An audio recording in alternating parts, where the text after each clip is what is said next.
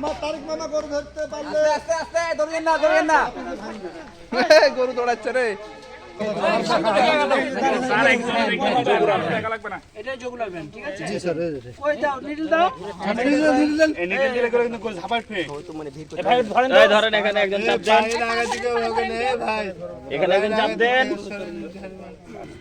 এই গরু ঝাপাট বে বিসমিল্লাহ ভাই পিছনে দিয়ে ধরেন ভাই এখানে একজন ধরেন, এই আপনি ধরেন আপনারা দেখেন আমাদের আর দেখা লাগবে না সোহেল পিছনে আপনার